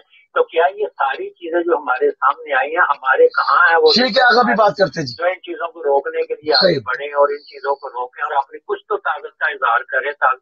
ایک ٹی پی ایل جو ہے ایک فارساد رضوی ایسا شخص ہے 10,000 بندہ لے کے آیا اور اس نے اپنی ہر بات منوا لی اور اس کے آگے حکومت نے گھٹنے ٹیک دیے ہیں اور ہم لوگ 5 کروڑ ہیں اور ابھی تک ہمیں کچھ نہیں کر پائے۔ یہ کب تک چلے گا ہمارے ساتھ اور ہم کب تک اس طرح یہ میں شرائع صاحب سے پوچھتا ہوں، تھوڑی سی روشنی ڈال دیں تو مہربانی ہوگی۔ جی بہت شکریہ، جی بہت شکریہ۔ 2 سوال آپ نے کیے، دونوں میں شرائع صاحب کے سامنے رکھتا ہوں۔ شرائع صاحب کیا کہنا آپ نے؟ وہ کہتے ہیں کہ جی یہ طالبان جو ہے یہ ایک ہی ہے، مطلب وہ کہہ رہے ہیں وہ ٹھیک ہے انہوں نے نام الگ کیے ہوئے ہیں مگر یہ ٹی ٹی پی جو ہے یہ وہی ہے جو ملا برادرز کی حکومت ہے، ان کا کہنا یہ اتنی بات تھی کہ کہاں تک کس میں جو ہے وہ صحیح ہے۔ اور ایک کالر میرے ساتھ۔ السلام علیکم ورحمۃ اللہ۔ السلام علیکم ورحمۃ اللہ۔ وعلیکم السلام وبرکاتہ۔ جی جناب علی، بسم اللہ جی۔ علی بھائی آپ کو اور جناب مولانا صاحب اور آپ کے مہمان جناب شرازی صاحب اور ویوز کو پیار اور صاحب، علیکم السلام۔ اجازت دیجیے گا، تھینک یو۔ میں بھی کمنٹ کرنا چاہتا ہوں جیسا کہ آپ کے مہمان جناب مولانا صاحب نے فرمایا کہ یورپ کی بھی سازشیں ہیں، ہم کو الجھایا ہوا ہے۔ اصل میں بات یہ ہے علی بھائی کہ افسوس اس بات کا ہے کہ مسلم امہ کے پاس دنیا کی ویلتھ ہے، مسلم امہ کے پاس دنیا کی ویلتھ ہے، ہم آ کر رکھتے اس کو یورپ میں۔ پہلے تو ہم کو اپنا گھر ٹھیک کرنا چاہیے۔ میں ایک مثال دیتا ہوں، مجھے تعجب آتا ہے، میں کہتا ہوں کہ کیا کروں۔ FATF جو فائنینشل ایکشن ٹاسک فورس والا ادارہ ہے، ہمارے ممالک، ہمارے سیاستدان پاکستان یا کسی اور اسلامی ملک کے نام لے لیں، ادھر سے خاص کر پاکستان سے دولت نکال کر یورپ میں رکھتے ہیں۔ یورپ میں رکھنے کے بعد ہمارے لیڈران حضرات IMF کے پاس جاتے ہیں قرضے کے لیے۔ پہلی بات یہ ہے کہ آپ حکومت کو چاہیے کہ FATF والوں کو بولیں کہ یہ ہماری دولت ہے، آپ ریسٹرکشن بھی ہم پر لگاتے ہیں، دولت بھی ہماری ہے، اس لیے ہم کو اپنا گھر ٹھیک کرنا چاہیے۔ میں آپ دوسری طرف کشمیر کے حوالے سے ایک بات کرنا چاہتا ہوں۔ علی بھائی پروگرام کرتے ہیں، سب چیزیں ہائی لائٹ کرتے ہیں، آپ کے تجزیہ کار بھی اچھی باتیں کرتے ہیں۔ افسوس اس چیز کا ہے کہ مسلمان کے ساتھ دھوکہ کرتا ہے، جیسے کہ کشمیریوں کے ساتھ خود کشمیری لیڈر دھوکہ کرتے ہیں۔ کشمیری سیاستدان اور پاکستان کے سیاستدان، میں آرمی کو کبھی نہیں انوالو کروں گا کیونکہ آرمی کے جوان پاکستان کے لیے، کشمیر کے لیے ہر روز شہید ہو رہے ہیں، پاکستان کی سلامتی کے لیے شہید ہو رہے ہیں، مگر سیاستدان دھوکے باز ہیں، سوائے عمران کے یہ سب دھوکے باز ہیں۔ آپ دیکھیں، میں ایک اور مثال دیتا ہوں، مولانا پلیز اجازت دیجیے گا، ایک دو باتیں کرنا چاہتا ہوں۔ زیادہ ٹائم نہیں ہے، بسم اللہ۔ کو کشمیر کمیٹی کا چیئرمین بنا دیا گیا ہے، کیا وہ اس قابل ہے؟ آخری بات جو میں کہنا چاہتا ہوں کہ جو آپ پاکستان میں پی ڈی ہے بنی ہے، اگر یہ عوام کو پتا چلے، اگر یہ بات ایسے ہو، یہ مثال میں نے خود بنائی ہے کہ پی ڈی ایم کا دھرنا دینے سے عمران چلا جائے گا مگر 20,000 آدمی پاکستان میں شہید ہوگا۔ پی ڈی ایم کو دھرنا دینے سے ٹھیک ہے کا دھرنا ना देने से इमरान चला जाएगा, मगर 20,000 आदमी शहीद ठीक है, होगा। आपका नैरेटिव आ गया, दूसरी तरफ बहुत शुक्रिया, आपका नैरेटिव आ गया। बिल्कुल जो है वो मैं माजरत चाहता हूँ कि टाइम बिल्कुल जो है वो महदूद है, जो है वो टू द पॉइंट जो है वो सवाल लेंगे। जी नासिर भाई शाही साहब, क्या कहते हैं आप? जी होल्ड कीजिए बिस्मिल्लाह से। जी बिस्मिल्लाह, पहले थोड़ा सा होल्ड कीजिए। आपके मोअज़्ज़ज़ खालिद ने बात की थी, अब वो उसका दो पहलू हैं। देखिए, मुमकिन है कि बाज़ पहलुओं से ये लोग एक हों, लेकिन जो दाइशी तफक्कुर है वो आइडियालॉजी के लिहाज से भी मुख्तलिफ है और उसकी एविडेंस मौजूद है। जैसा कि दाइशी तफक्कुर बिल्कुल मकतब अहल बैत को और अहल सुन्नत जो हमारे यहाँ पाकिस्तान और अफगानिस्तान में उनको बर्दाश्त नहीं करता है। लेकिन आपने देखा, और ये एक रियलिटी है, कि उन्होंने बहरहाल अज़ादारी सैयद शुहदा के इज्तिमात जो है उनको और इसी तरीके से दीगर जितनी मरासम थी उनके ऊपर, इबादत के ऊपर कोई कदगन और पाबंदी नहीं लगाई। ये दाइश से हम तवक्को नहीं रख सकते। हमने दाइश को देखा है, दाइश का दौर देखा है, हमने दाइश की हुकूमत देखी है, और वो मुर्दों को कब्र से निकालते थे। उनके यहाँ अहले सुन्नत के अकाबिर का भी कोई एहतराम नहीं था।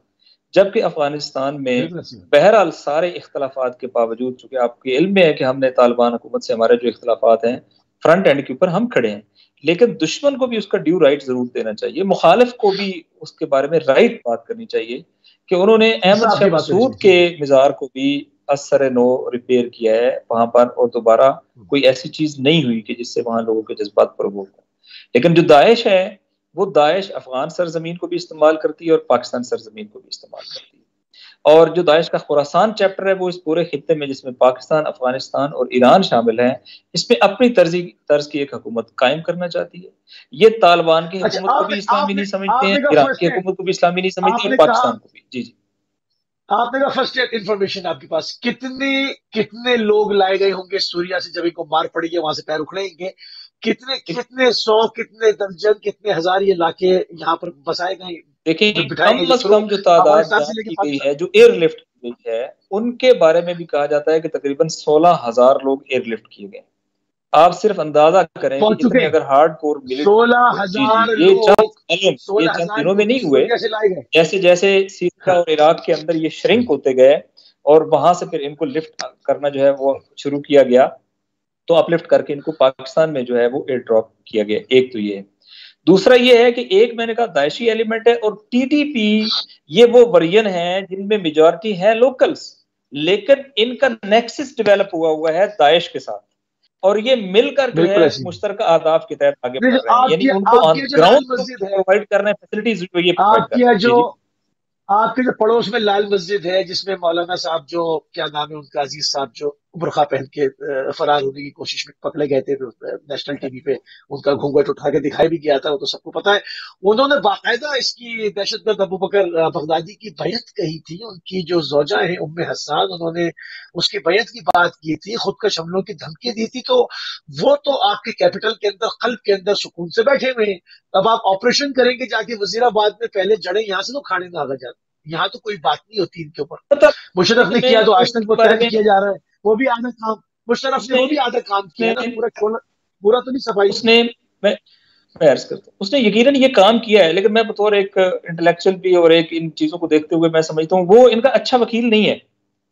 वो इनका केस हमेशा खराब करता है और उसकी बुनियाद पे यानी कभी भी इनको फेवर नहीं मिल सकी है। वो है इनका वकील, इनका है प्रमोटर, इनका है, लेकिन आकिल नहीं है, लेकिन समझदार नहीं है। लिहाजा वो अपना केस खराब कर बैठते हैं और एक और नफरत की फिजा जो है वो जनरेट होती है उन्हीं के खिलाफ।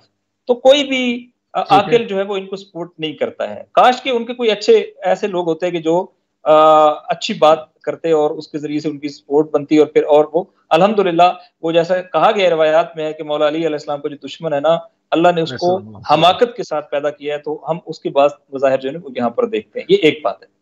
दूसरी बात ये है कि बिलाखिर जो है ना जियोग्राफी चाहिए होती है। جب آپ کو جیوگرافی ملتی ہے نا پھر آپ کو مینوورنگ کرنے کا موقع ملتا ہے. ایک گراؤنڈ مل جاتی ہے آپ کو, ایک بیس کیمپ مل جاتا ہے, پھر آپ کو پلے کرنے کا بہت سارا گراؤنڈ مل جاتا ہے. یہ جو پلے گراؤنڈ ہے ان کے لیے, یہ جو گراؤنڈ ہے جہاں سے آپ مینوورنگ کرتے ہیں, یہ ان کے ہاتھ سے لیے جانا بڑا ضروری ہے.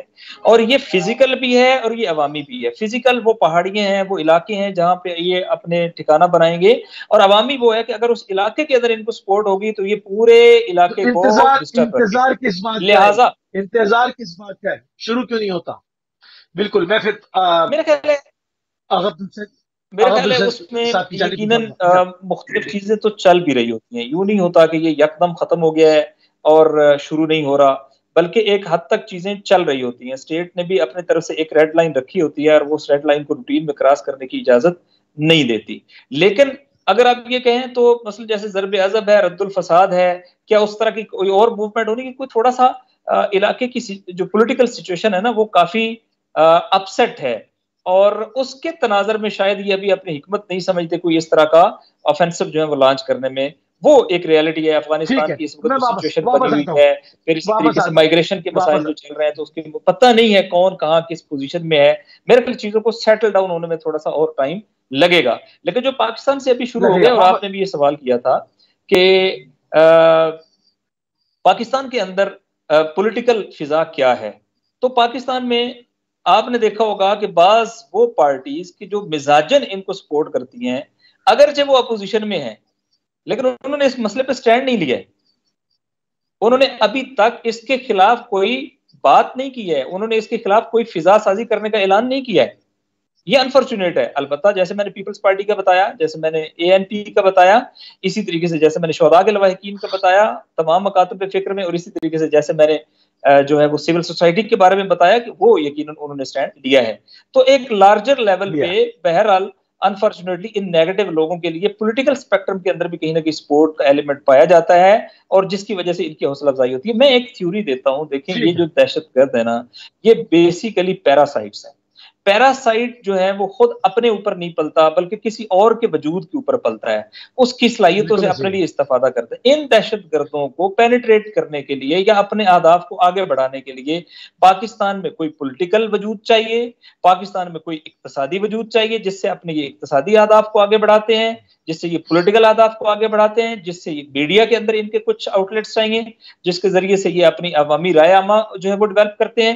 جب تک ہم ان کی یہ حمایتیں اور یہ سپورٹ سے ان کو ڈسکنیکٹ نہیں کریں گے اور ان کو یہ وجود ملتے رہیں گے جس کی بنیاد پہ کہیں ان کو پولیٹیکل ایکسیس ملے گی, کہیں اکنامک ایکسیس ملے گی, کہیں میڈیا ایکسیس ملے گی, کہیں جو ہے سوشل ایکسیس ملے گی, جب تک ہم ان کی یہ سپورٹس ڈسکنیکٹ نہیں کرتے ہیں اس وقت تک یہ مکمل طور پہ قلعہ کما نہیں ہو سکتا. اور ان کی مثال جو ہے وہ پتے یا تنے کاٹنے والے ہوگی, جڑیں کاٹنے والی نہیں ہوگی. جڑ اس وقت کٹے گی جب اس تفکر کو پینیٹریٹ کرنے کا موقع نہیں ملے گا اور اسٹیٹ اس مسئلے پر عوام کے ساتھ اور تمام اسٹیٹ کی اکائیوں کے ساتھ مل کر ایک بیانیے کے ساتھ کھڑی ہو جائے گی. اور یہ وہ کمی ہے کہ جو پریکٹیکلی ابھی بھی ہم لیک کرتے ہیں اور ابھی بھی یہاں کمزوری ہے جس سے ملیٹنٹس فائدہ اٹھاتے ہیں. ٹھیک ہے, واپس آتا ہوں آپ کے ساتھ. ایک سوال اور ہے پاکستان کے حوالے سے, انشاءاللہ ٹائم ہوگا تو اس کے اوپر ضرور ہم بات کریں گے. آگے مصوی قبلہ یہ بتائیے تو کہ آپ نے تمام چیزوں کو بتایا, تاریخی حوالہ جات بھی بتائے, لگتا ہے کہ اس سے جو ہے وہ ایک خدا کی ناراضگی ہے. اتنے مظلومین کو تحت تیق کیا, ایک بار نہیں 10 بار کیا. بہرحال اس کے بعد ہمارے اکابرین نے اس سچویشن کو سنبھالا اور ان کو جو غلط فہمیاں تھیں اس کو ختم کیا, تسلسل کے ساتھ وہ ایک سلسلہ چل رہا ہے. یہ تو ایک بات ہو گئی. انشاءاللہ اس پہ جب بھی اب کشمیر میں بات ہوگی تو ایک تاریخ کے حوالے سے اس کے پنوں کو ضرور جو ہے وہ کھولا جائے گا, اس کے بعد بات کریں گے. ہم دیکھتے ہیں کہ کشمیر میں ظلم ہوتا ہے تو پاکستان کے اندر ایک ایک بچہ جو ہے نا, مطلب پوری پاکستان کی قوم جو ہے وہ اس کے اوپر حساسی کا مظاہرہ کرتی ہے. اور دیکھتے ہیں کہ کشمیر کے اندر جو ہے وہ لوگوں کو مارا جا رہا ہے. وہ ہمارے اپنا ایک اس کا اپنا ایک جسم سمجھتے ہیں, اس کو اپنا ایک روح کے ساتھ اس کو اٹیچ سمجھتے ہیں. کیا یہی سچویشن ہندوستان بھر میں جو مسلمانوں کی تعداد پاکستان کے پورے وجود سے زیادہ پاکستان وہاں پر مسلمان موجود ہیں, کیا وہ کشمیریوں کے ساتھ یکجہتی کرتے ہیں؟ آپ کو کبھی بمبئی سے آواز آتی ہے, آگرے سے آتی ہے, دلی سے آتی ہے, آپ کو جو ہے وہ دور دراز آئے گی اور آتی ہے, مگر جس طرح میں نے پہلے آغاز میں کہا کہ میں کہہ نہیں سکتا ہوں, آئے گی نہیں, یہاں میں وہ بات کرنے جاؤں گا. نہیں آئے گی نہیں, آتی ہے یا نہیں؟ पहले तो ये बात हो जाए ना, नहीं क्या वही वो, वही वही वही हाँ बात, वही वो भी बता रहा हूँ कि देखें, बिस्मिल्लाह, मैं वो बात करने जा रहा हूँ कि शायद अक्सर लोगों को वो पसंद ना हो जो इसके कायल हों। पहले दिन से ही मेरा ये, यानी पहले दिन से नहीं, जब मैंने बचपना था उस वक्त मुझे ये लग रहा था कि अस्करी वो तरीक़ेकार है जो वाहिद राय हल है कश्मीर के लिए। और 2-3 साल के अंदर ही मैं ये समझ गया कि ये सबसे जो दुरुस्त नापुख्ता है, और नुकसानदेह सोच है और फैसला है वो अस्करी सलूशन कश्मीर के लिए तस्वुर करना है। बिल्कुल सही है। और जो मजलूमों का खून बह रहा है वो इसी अस्करियत की मौजूदगी से और इस सोच की वजह से, इस पे ताकीद की वजह से। देखें, जो पहले ही एक ऐसी गलती हो गई पाकिस्तान से जाने अनजाने में कि जब कबायलों का हमला हुआ उस वक्त यहाँ के जो गासिब हाकिम थे कश्मीर पे, उसके लिए कोई ऑप्शन नहीं रहा कि इसके बगैर वो हिंदुस्तान से मदद मांगे। उस वक्त उनके लिए जवाब फराहम कर दिया गया। और उसके बाद जब अस्करी तहरीक चलाई गई और वो एक वर्ल्ड सिनेरियो का हिस्सा था, कश्मीर के लिए जो सबसे बड़ा अलमिया है वो ये है कि नजरें दौड़ाना पाकिस्तान की तरफ, हिंदुस्तान की तरफ, चाइना की तरफ, ईरान की तरफ, तुर्क की तरफ, अमेरिका की तरफ, यूरोप की तरफ, ये सबसे बड़ी हमाकत है। कश्मीर का मसला लीगल लिजिटिमेट इशू है, इसमें ना कोई बंदूक की जरूरत है न मारधाड़ की जरूरत है, इसको एड्रेस नहीं किया जा रहा है। ठीक है, अभी ये तो मोदी जी हमने सुनेंगे। लेजिटिमेट जो का सवाल तरीका ये है, जो कानूनी तरीका है, उससे मोदी जी सुनेंगे कि जी आप अदालत में साबित कर दें वो कैंची में 9 लाख फौजी लेके जा जब रहे थे इख्तियार करेंगे। देखें, हिंदुस्तान हाँ, क्या अभी देखें, आज हम कश्मीरियों की किसी हद तक बात समझी जाएगी। कभी कोई ये सिनेरियो होता था जब 70 साल तक इस धोखे में हिंदुस्तान में रखा कि आपके पास जो आइन अपना है, आपके पास कॉन्स्टिट्यूशन अपना है, आपका अपना परचम अपना, सब कुछ अपना है आर्टिकल 370 के नाम पे। हम उस वक्त भी कह रहे थे कि ये हाथी के दांत है, दिखाने के कुछ और खाने के कुछ और। उस वक्त कुछ भी और सही है। यहाँ के अवाम की हुकूमत हाकिम नहीं थी, मगर दुनिया को ये बताने की पोजीशन में नहीं थे कि बताते कि भाई ये नहीं है। जब इसको हटाया गया तब जाके दुनिया को बात समझ में आ रही कि नहीं, कश्मीरी सही बता रहे थे। इसी तरह जो कश्मीर के इसका मसला है कि जब पाकिस्तान इसमें मुदाखलत करता है, एक जमाने में 2000 गालिबन 2007 था या 2006, जिसमें पाकिस्तान के सदर ने कहा था कि ये कश्मीरियों की तहरीक है, इसको कश्मीर पाकिस्तान के साथ को दूर का भी वास्ता नहीं, बस ये हमदर्दी हमारी है। अगर पाकिस्तान अपना मौक़िफ़ इससे हट जाता है, कश्मीर का मसला कश्मीरियों के लिए छोड़ता है, यकीनन हिंदुस्तान से भी बात आएगी कि कश्मीरियों का मसला कश्मीरियों का है, हिंदुस्तान में कुछ नहीं है।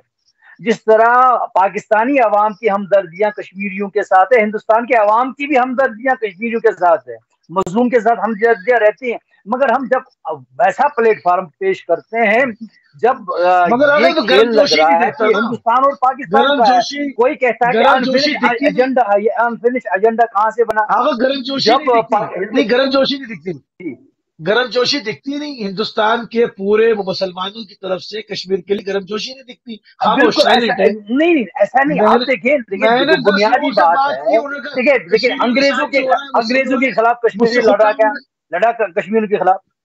कश्मीरियों ने कभी अंग्रेजों के खिलाफ लड़ा नहीं, ये हिंदुस्तानी अवाम ने लड़ा। और उसी लड़ाई का ये तुर्रे इम्तियाज रहा कि पाकिस्तान वजूद में आ गया, क्योंकि इन्होंने मिल के लड़ा। और अब इन्होंने मुसलमान स्टेट मांगा और हिंदू स्टेट मांगा, और कश्मीर में तो उसका कोई अनफिनिश एजेंडा को कहां बीच में लाए आप कश्मीर के लिए? कश्मीर तब भी एक इंडिपेंडेंट स्टेट थे, ये क्या कभी राजवाड़े का हिस्सा था? आप मुगल दौर को छोड़ के जब यहाँ खयानत हुई शिया सुन्नी के, जिस पर आपने हैदर काशगरी की बात छेड़ी, उस जमाने से लेकर अगर आप वो क्राइटेरिया बताएंगे तो फिर जब कभी खालिस्तान बन जाएगा वो कहे कि कश्मीर हमारा है, ہم نے 27 سال وہاں پہ حکومت کی، اور اگر افغانستان مضبوط ہوا تو وہ کہے کہ کشمیر ہمارا حصہ تھا. اسی طرف ہندوستان کا دعویٰ ہے کہ یہ ہمارا حصہ ہے، مگر کیا یہ کشمیر ہندوستان کا حصہ رہا ہے تاریخی اعتبار سے؟ نہیں. یہ ہمیشہ ایک خود مختار ملک رہا ہے، تاریخ جس کی گواہی دے رہا ہے. ان بنیادوں پہ بات نہیں کی جاتی ہے، بلکہ یہ انفینش ایجنڈا، یہ کہ ہندوستان کہتے ہیں ہم شہر ہندوستان کی ہے، پاکستان کہتے ہیں پاکستان کی شہر ہے کہ ارے بھائی کشمیر کی اپنی شہر کی تو بات کریں. تو آپ بتائیں کہ کشمیر جب کشمیریوں کے ساتھ پوری دنیا ہے، مگر آپ ہندوستان اور پاکستان میں جب آپ بانٹیں گے، نہیں، کوئی نہیں بات کر سکے گا. کوئی ہندوستان کو ناراض نہیں کرنا چاہتا ہے، شاید کوئی پاکستان کو ناراض نہیں کرنا چاہتا ہے، بیچ میں پیچھے جاتے ہیں کشمیری عوام. یہ اس لیے کہہ رہا ہوں کہ یہ کہنا غلط ہوگا کہ ہم کہیں گے کہ جب کشمیری عوام پہ ظلم ہو رہا ہے اور ہندوستانی جو مسلمان یا غیر مسلمان ہو اس بات کو سنتے ہیں ان کا دل نہیں دکھتا. بالکل دکھتا ہے، اسی طرح جیسے پاکستانی کو دل دکھتا ہے، مگر جو ایک پالیسی ہے وہ اس کو جی دکھتا ہوگا. ہندوستان سے بولتے نہیں. مجھ سے کئیوں نے کہا کہ جی ہمارا کیا تعلق کشمیر سے؟ میرا کیوں نہیں تعلق آپ کا؟ آپ نے نہیں سنا مولا امین المومنین کو فرماتے ہیں کون للظالم خصما بولے المظلوم ہونا؟ نہ یہاں پہ یہ نہیں، دیکھیں یہ یہاں پہ فٹ نہیں بیٹھتا ہے. دیکھیں پاکستان ہندوستان کا رائیول ہے، ہندوستان پاکستان کا رائیول ہے. ہمارے لیے کشمیریوں کے لیے جیسا ہندوستان ہے ویسا ہی پاکستان ہے، ویسا ہی چین ہے. ہمارے ہمسایہ ملک ہیں، ہم ان کے ساتھ دشمنی نہیں مول سکتے ہیں. پاکستان اور ہندوستان کی دشمنی ہو سکتی ہے، مگر کشمیری نہ ہندوستان سے دشمنی مول سکتا ہے نہ پاکستان سے. یہ ہو ہی نہیں سکتا ہے، نہ کبھی تاریخ میں ایسا ہوا. ٹھیک ہے، اور کشمیر کی یہ طاقت کا ایک طر امتیاز رہا ہے پوری تاریخ. بالکل ٹھیک ہے، بالکل ٹھیک ہے. اگر مصوی آپ کے ساتھ یہاں پہ گفتگو کو میں روکتا ہوں، اگلا انشاءاللہ زندگی رہی تو کبھی مزید سیشن میں اس کو مزید اس تاریخی جو ڈور الجھی ہوئی ہے اس کو سلجھانے کی کوشش پوری کریں گے. ناصر باشٹائی صاحب میں بس صرف 3 سے 4 منٹ ہے. مسنگ پرسنز، شیعہ جو مسنگ پرسنز ہیں اس کے معاملے میں جو ہے وہ تکو دو نہیں ہو رہی. معاملہ سرد مہری کا شکار ہو گیا. پاکستان پوری دنیا کے سامنے اس وقت جو ہے وہ ایک بحرانی صورتحال سے گزر رہا ہے. مہنگائی کو لے لیں، لا اینڈ آرڈر کو لے لیں، مذہبی شدت پسندی کو لے لیں. پورے پاکستانی قوم کو اس وقت جو ہے وہ لسانی تفریق سے ہٹ کے، مذہبی تفریق، مسلک کی تفریق سے ہٹ کر ایک پاکستانی بننا ہوگا. اسی طرح ملکوں کو دوام دیا جاتا ہے، وجود میں ان کے مضبوطی لائی جاتی ہے. ایسے وقت میں جب اس کی اپیلیں ہو رہی ہوں، وہاں مسنگ پرسنز پہ کوئی بات نہیں کرتا. کیا یہ پاکستان کے اندر باغی پیدا کرنے کی کوشش نہیں ہے؟ کیوں اس کے اوپر ارباب اختیار خاموش ہیں؟ کیا شیعہ جو مسنگ پرسن ہے، کتنے خانوادے آپ بھی جانتے ہیں، میں بھی جانتا ہوں، جن کے پیرنٹس کو ہارٹ اٹیک ہو گئے، دنیا سے چلے گئے، مگر ان کو یہ خبر نہ ہوئی کہ ان کے لخت جگر زندہ بھی ہیں یا ان کو کہیں پر مار کے گاڑ دیا گیا. کیا کہیں گے ناصر باشٹائی صاحب؟ بہت بڑا یہ ایک کندھوں پہ بوجھ ہے ایک سیاسی پارٹی کے اور مذہبی پارٹی کے حوالے سے. آپ اس کے اوپر اس پہ جو ذمہ داری ہے اس کو ادا کیجیے. بسم اللہ. بڑے اہم اور کربناک معاملے کی طرف آپ نے توجہ دلائی. کربناک ہے واقعی، کیونکہ ہم جہاں جاتے ہیں لواحقین، مسنگ پرسن کی فیملیز ہم سے ملتی ہیں. ہم نے ماؤں کی کیفیت دیکھی ہے، ہم نے خواتین کی کیفیت دیکھی ہے کہ جن کے نوزائیدہ بچے اب جوان ہونے والے ہیں لیکن انہوں نے اپنے والد کا چہرہ نہیں دیکھا ہے. اور ہم نے ان بہنوں کو دیکھا ہے کہ جو اپنے جوان بھائیوں کے لیے تڑپ رہی ہیں. یقیناً یہ اتنا پین فل ہے، چونکہ ایک بندہ جب شہید ہو جاتا ہے یا مر جاتا ہے تو ایک تسلی ہو جاتی ہے کہ وہ اپنے اللہ کے پاس چلا گیا، اور انسان ذہنی طور پہ مطمئن ہو جاتا ہے کہ اب وہ کسی کے اختیار میں نہیں ہے. ایک انسان جب اسیر ہو جاتا ہے، ڈیٹین ہو جاتا ہے، تو بھی انسان ذہنی طور پہ مطمئن ہوتا ہے کہ وہ کورٹ آف لا میں اپنے حقوق کے لیے جدوجہد کر سکتا ہے. لیکن ایک انسان جب انفورس ڈس اپیرینس، یہ وہ عدالتی ٹرمنالوجی ہے جو استعمال کی گئی ہے کیسز میں، جبری گمشدگی، یہ جب کسی کے ساتھ کیا جاتا ہے تو وہ نہ اس کے گھر والے جیتے اور مرتے ہیں اور نہ اس کی اپنی کوئی زندگی ہوتی ہے، چونکہ نہیں معلوم کہ وہ کس کیفیت میں کہاں ہے کہاں نہیں ہے اور اس کا کیا کیفیت ہے. تو یہ جو پینفل کیفیت ہے، ظاہر ہے یہ کسی کے ساتھ کمپیریزن اس کا نہیں ہے. یہ اپنی مثال آپ ہے، اور یقیناً یہ کیفیت جب دلوں کے اندر جاتی ہے تو لوگوں کے ان گروہوں کے ساتھ ایک نفرت کی فضا جنریٹ ہونا شروع ہو جاتی ہے کہ جو اس جبری گمشدگی کے ذمہ دار ہیں. جتنا بھی بڑا کوئی جرم کرنے والا کیوں نہ ہو اسے ایک کورٹ آف لا کے سامنے پیش کیا جانا چاہیے, اسے عدالتی پروسیس کے ذریعے سزا دلانی چاہیے تاکہ ریٹ آف دا اسٹیٹ بھی نظر آئے اور تاکہ قانون کی عملداری اور حکمرانی بھی نظر آئے. لیکن یہ انفارچونیٹ سین ہے اور یہ ایک بڑی سطح کی لا لیسنس ہے, چونکہ بعض کورٹ کی آج جسٹس اطہر من اللہ نے ایک لاپتہ صحافی کے حوالے سے وزیر اعظم کو ملاقات کے لیے کہا ہے کہ ان سے ملاقات کریں, اور یہ قبول کیا ہے کہ ملک میں یہ جبری گمشدگی کا رجحان بڑھتا جا رہا ہے. یہ بہت انفارچونیٹ ہے. دوسرا پہلو اس مسئلے کا یہ ہے کہ بہرحال اس میں چونکہ چند گروہوں کے علاوہ جیسے کہ مجلس وحدت ہے یا امامی اسٹوڈنٹس ہیں, اس مسئلے کو عوامی سطح پہ جتنے دیگر سٹیک ہولڈرز تھے وہ اس طریقے سے انہوں نے نہیں اٹھایا, جس کی وجہ سے حکومت کو اور اداروں کو یہ موقع ملا کہ وہ اسے چند جماعتوں کے مسئلے تک اس کو محدود کرنے میں کامیاب ہو, یا مسئلہ اس خواہش کو تھوڑا بہت انہوں نے آگے بڑھا سکے ہیں کہ یہ ایک ملی مسئلہ اگر بن جاتا, اگرچہ کراچی میں ہونے والے تمام ایجوٹیشن ہوتی رہی ہیں لیکن مجموعی طور پہ اس میں جو پریشر چاہیے تھا اس میں کمی آئی. تیسرا یہ ہے کہ پازیٹیو پہلو بھی اس ساری بات کا ایک ہے کہ یہ چند سو ہمارے مسنگ پرسنز تھے, اور اس وقت اس ایفرٹ کے نتیجے میں جو مسنگ پرسن کمیٹی بنا کے پاکستان میں کی گئی ہے اس کے نتیجے میں الحمدللہ اس وقت مسنگ پرسن کی ٹوٹل تعداد جو پاکستان میں وہ 30 کے لگ بھگ ہے. ایک بھی نہیں ہونا چاہیے, پین اسی طرح ہے جیسا میں نے آپ کے سامنے اظہار کیا تھا, لیکن ہم مسلسل ایفرٹ جدوجہد اور کوشش کے ذریعے سے اس کی تعداد کو منیمائز کرنے میں کامیاب ہو گئے ہیں. اب ہمارا یہ ہے کہ اگر ہم اسے, جیسا کہ چند دن پہلے علماء و ذاکرین کنونشن ہوا ہے جو پاکستان میں اپنی مثال کا سب سے بڑا ایونٹ ہے, اس کے اعلامیہ اس کی جو قرارداد اس قرارداد مسنگ پرسنز کے موضوع کو بیان کیا گیا ہے, اور یہ طے ہو گیا ہے کہ یہ پورے پاکستان کے تمام جتنے بھی ہمارے ریلیجو پولیٹیکل یا دیگر اینٹیز ہیں ان سب کا مشترکہ ہے. اس پہ عزادار بھی شریک ہیں, اس میں علماء بھی شریک ہیں, اس میں خطباء بھی شریک ہیں, اور ہم سب کا مشترکہ موقف یہ ہے کہ ہمارے ان مسنگ پرسنز کو جن کا تعلق مکتب اہل بیت سے ہے اور اس کے علاوہ بھی جو بے گناہ لوگ ہیں انہیں واپس گھروں میں آنا چاہیے اور رول آف لا جو بحال ہونا چاہیے. اور میں یہ بھی عرض کروں کہ یہ ایک ایسی کیفیت میں یہ اور زیادہ پینفل بن جاتا ہے کہ جب احسان اللہ احسان جو ہے وہ کہیں اور اپنے بچوں کے ساتھ بیٹھ کر سمائلنگ فیس کے ساتھ جو ہے وہ ٹویٹ کر رہا ہو, اور پاکستان کے بیٹے جنہوں نے کبھی پاکستان کے خلاف صدا بلند نہیں ہونے دی, جنہوں نے کبھی بھی پاکستان ہزاروں لاشیں پاکستان